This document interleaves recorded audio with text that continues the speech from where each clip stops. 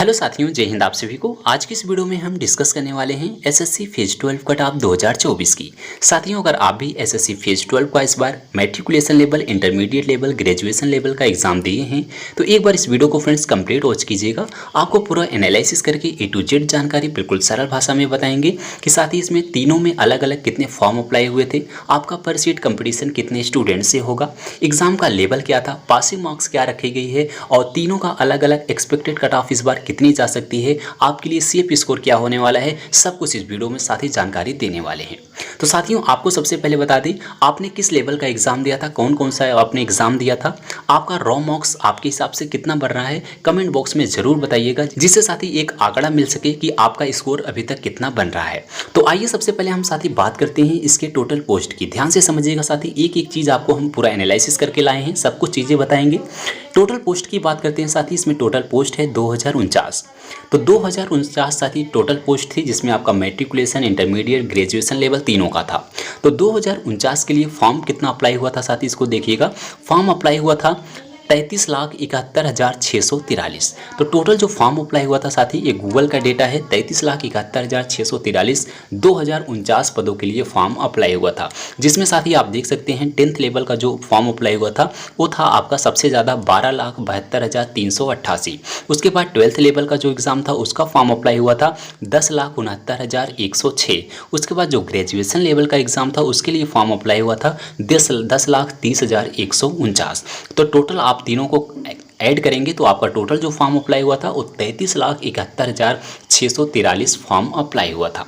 इसके हिसाब से साथी अगर हम आपको कंपटीशन निकाल करके दिखाएं, 33,71,643 में जितनी पोस्ट है 2049 को डिवाइड करेंगे, साइड में आप देख सकते हैं आपका पर सीट कंपटीशन जो आ रहा है साथी 1645 स्टूडेंट का आ रहा है। यानी साथी एक सीट के लिए कितने स्टूडेंट फाइट कर रहे हैं, 1645 स्टूडेंट फाइट कर रहे हैं। लेकिन साथी ये आपका फाइनल कंपटीशन नहीं है, क्योंकि जितना फॉर्म अप्लाई होता है उतने लोग ने एग्ज़ाम नहीं देते हैं। अब बात आती है कितने लोगों ने एग्ज़ाम दिया था, तो उपस्थिति साथी जो थी, उपस्थिति लगभग 65% के लगभग उपस्थिति थी। तो 65% अगर आप करेंगे, 33,71,643 का 65% करेंगे, 21,91,567 आएगा। तो साथ ही ये है आपका जितने कैंडिडेट ने एग्ज़ाम दिया था, 21,91,567 कैंडिडेट ने एग्ज़ाम दिया था। अब जो आपका कंपटीशन निकलेगा वो इससे निकलेगा। अब इसका भी हम आपको कंपटीशन निकाल करके दिखाते हैं। 21,91,567 में जितनी पोस्ट है 2049 को डिवाइड कीजिए, साइड में आप देखिए आपका फाइनल कंपटीशन निकल के आ रहा है 1069 स्टूडेंट का। यानी साथ ही ये आपका फाइनल कंपटीशन है, एक सीट के लिए 1069 कैंडिडेट फाइट कर रहे हैं।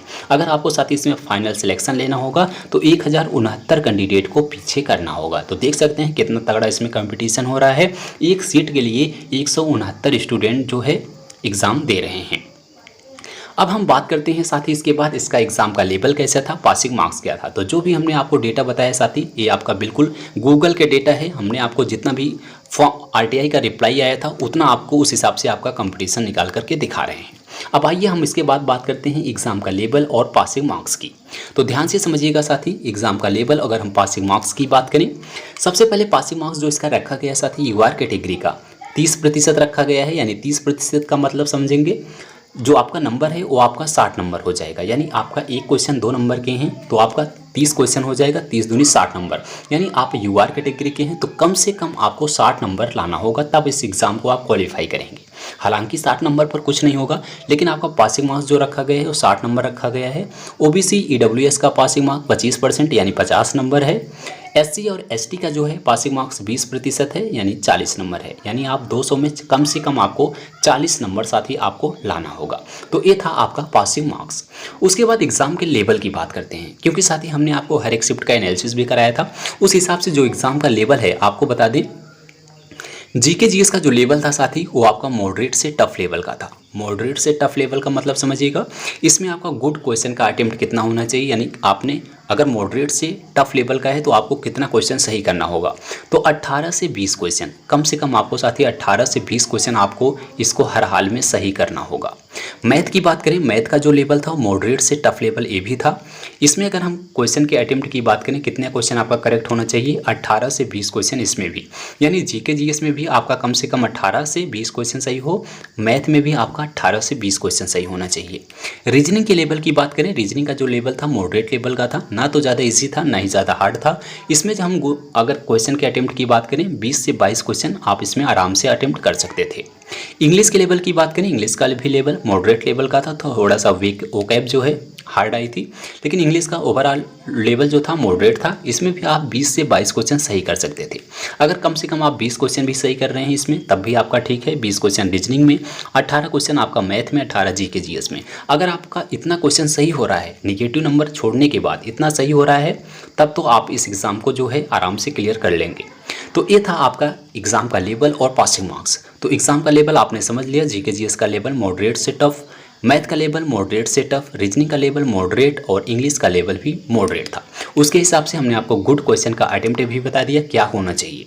अब आइए हम बात करते हैं इसके एक्सपेक्टेड कट ऑफ की, कि इस बार इसकी एक्सपेक्टेड कट ऑफ कितनी जा सकती है। आपको हम तीनों कट ऑफ बताएंगे।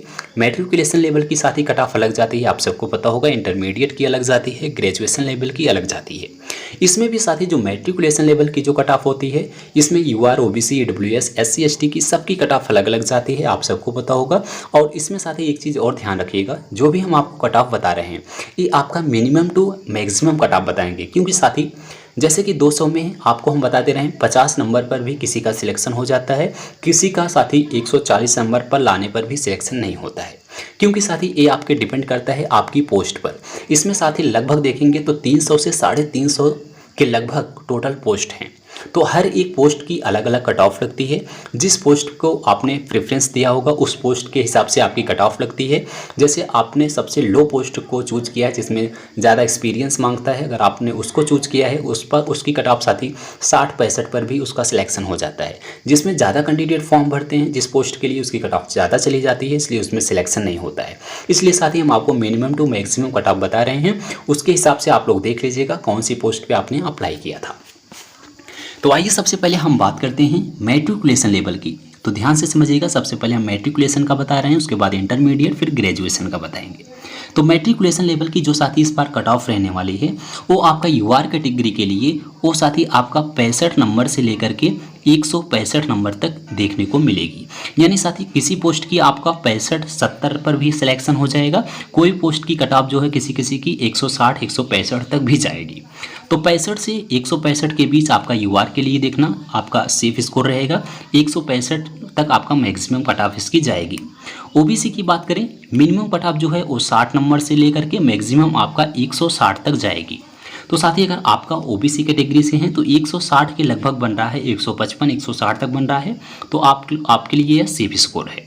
ईडब्ल्यूएस की बात करें साथ ही, ईडब्ल्यूएस का जो सेफ स्कोर होने वाला है वो आपका 60 से लेकर के 160 तक, यानी ओबीसी ईडब्ल्यूएस का सेम रहता है। तो मिनिमम टू मैक्सिमम बता रहे हैं 60 से 160 के बीच इसकी कट ऑफ लगेगी।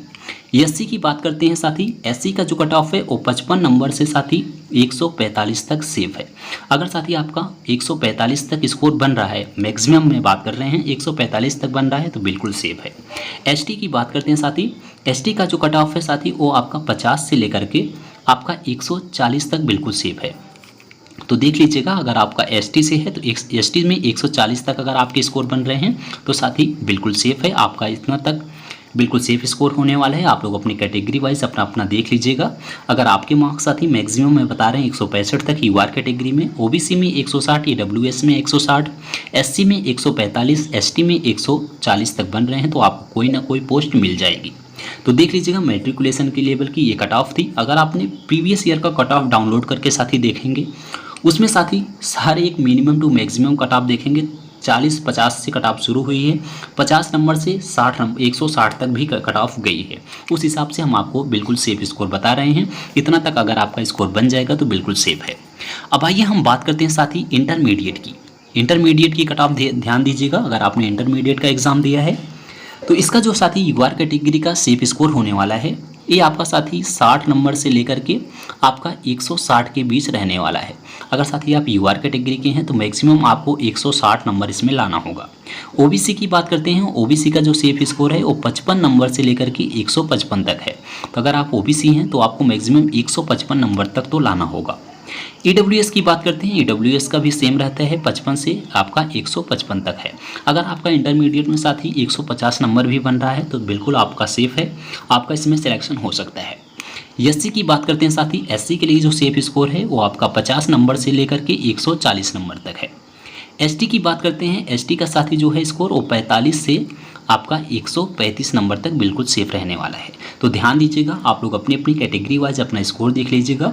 मिनिमम की जो हमने बात किया साथी 65, 55, 55, 50, 45, इसको आप लोग बिल्कुल नगण्य मान के चलिएगा, क्योंकि एक किसका सिलेक्शन इस पर होता है जिसमें एक्सपीरियंस मांगता है। जैसे आपका किसी लैंग्वेज में आपका डिप्लोमा मांग लिया, जो बहुत कम कैंडिडेट उस कोर्स के किए होते हैं, उसकी कट ऑफ इतनी जाती हैं, क्योंकि अगर आप उसमें 10 कैंडिडेट फॉर्म को अप्लाई किए हैं तो 10 में उनमें 4-5 का सिलेक्शन हो जाता है, क्योंकि उसमें ज़्यादा फॉर्म अप्लाई नहीं होता है, इसलिए उसकी कट ऑफ कम जाती है। जिसकी कट ऑफ सबसे ज़्यादा जाती है वो इसी में आपकी लड़ाई है। अगर आपका मार्क्स इतने तक साथी बन रहा है तो बिल्कुल आपका स्कोर सेफ है। आई होप आपने इंटरमीडिएट का कट ऑफ समझ लिया होगा। अब आइए हम बात करते हैं ग्रेजुएशन लेवल की। तो ग्रेजुएशन लेवल की सबसे पहले हम बात करते हैं साथी, ध्यान दीजिएगा। अगर आपने ग्रेजुएशन का एग्ज़ाम दिया है तो यूआर कैटेगरी में आपको बता रहे हैं आपका साथी इसमें स्कोर मिनिमम जो है 60 नंबर से आपका 155 नंबर होना चाहिए।